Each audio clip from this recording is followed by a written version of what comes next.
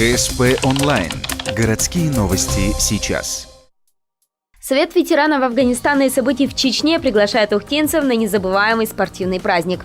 Футбольный матч, посвященный Дню России. Играть будут представители всех родов войск. Обещают, как и в прошлом году, будет зрелищно и весело. Приглашаем вас 11 июня к 11 часам на базу спортивного комплекса «Нефтяник», чтобы сразиться за второй Кубок Вооруженных сил. Идея устроить такие соревнования родилась из постоянных споров отслуживших. А чей же род войск самый сильный? Так что теперь у ухтинских мужчин есть возможность выяснить это мирным путем. Кто выиграет, тот и будет самый сильный род войск на данный момент. Приходите, будет весело. Профессионалов не будет. Будем играть мы, обычные ветераны, как говорится.